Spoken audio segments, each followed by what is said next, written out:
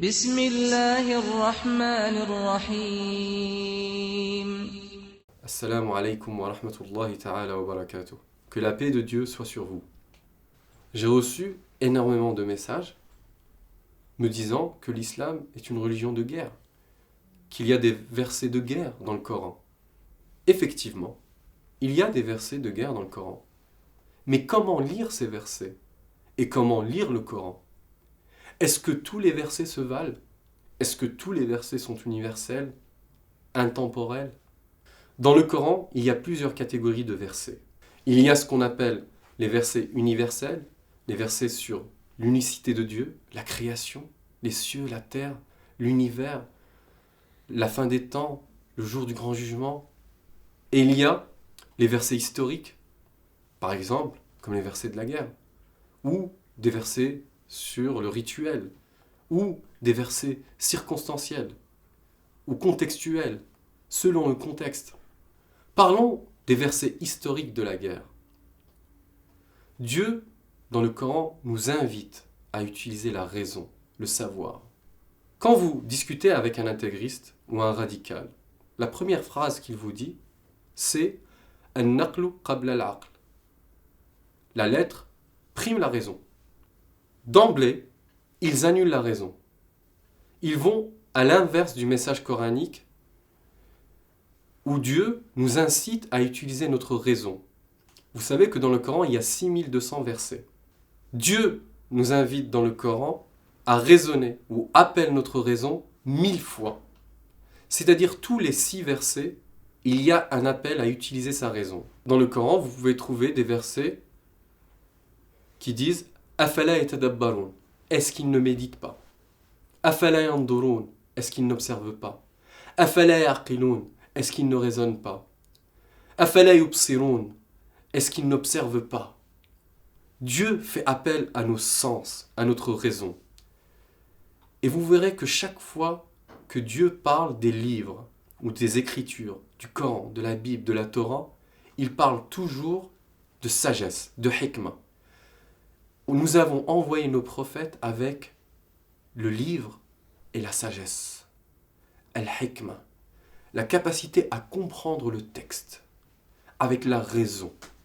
Quand Abraham invoque Dieu au sujet du prophète, il dit ربنا وابعث فيهم رسولا منهم يتلو عليهم آياتك ويعلمهم الكتاب والحكمة.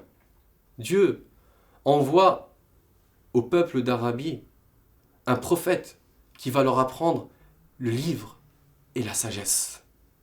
Le livre sans la sagesse, c'est le fanatisme. Maintenant, on va répondre à la question sur les versets de la guerre. Alors, la réponse se trouve dans le verset de la guerre qui autorise la guerre, annule la guerre. Vous allez me dire, mais comment cela? C'est simple. Le prophète a été envoyé à la Mecque. Il a eu la révélation en 610. Il a été persécuté par sa tribu polythéiste, Quraysh. Il a été chassé, lui et ses compagnons. Acculé à Médine, la ville qu'il a accueillie avec ses compagnons, en l'an 2 de l'Hégire, c'est-à-dire 2 ans après l'émigration, il y a ce qu'on appelle le verset qui autorise la guerre contre la tribu polythéiste de Quraysh qui l'a chassé. Dans ce verset même qui autorise la guerre, il y a l'annulation de la guerre aujourd'hui. Que dit ce verset? أذن للذين يقاتلون بأنهم ظلموا وإن الله على نصرهم لقدير الذين أخرجوا من ديارهم بغير حق إلا أن يقولوا ربنا الله. Il a été autorisé à ceux qui ont été persécutés, chassés de chez eux et encerclés, de se défendre pour la seule raison qu'ils ont dit Dieu est notre Seigneur. Dans le monde entier, on peut dire aujourd'hui Dieu est notre Seigneur. On peut prier, adorer Dieu sans être persécuté. Toutes les discussions entre les prophètes et leur peuple dans tout le Coran tournent autour d'une chose. Laissez-nous adorer Dieu. Nous sommes dans l'Antiquité, des pouvoirs tyranniques, avec le culte de princes, de rois, d'idoles, où aucune autre religion n'est tolérée. Et la seule demande était la liberté du culte.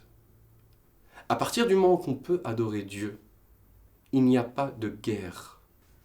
Que ça soit aujourd'hui en France ou dans le monde entier, dans la majeure partie du monde, il y a la liberté d'adorer Dieu, la liberté du culte. Donc il n'y a plus lieu de faire la guerre. Prenez par exemple aujourd'hui les gens qui déclarent le djihad, et même depuis des siècles. C'est pour la terre, c'est pour les ressources, c'est pour le pétrole, c'est pour la politique. Il n'y a pas un seul verset dans le Coran qui parle de guerre pour un territoire, ou pour du pouvoir, ou pour de la politique. Le cœur du message coranique, de la révélation, et de toutes les révélations, c'est de pouvoir parler de Dieu et de l'adorer librement. La France est un pays de liberté de culte. L'Europe, l'Occident, où chacun peut pratiquer librement sa religion. Regardez, je suis en France, je passe à la télé, je dis que j'aime Dieu, que Dieu est mon Seigneur. Est-ce que quelqu'un m'a arrêté? Est-ce que j'ai été persécuté? Est-ce que on m'a expulsé? Non. Donc voilà, c'est aussi simple que cela. Je reviendrai dans d'autres vidéos sur les versets circonstanciels, les versets universels, les versets sur le rituel, parce qu'il y a tellement de domaines à explorer aujourd'hui. Une nouvelle fois, abonnez-vous à Parle-moi d'Islam. Wassalamu alaikum wa rahmatullahi ta'ala wa barakatuh.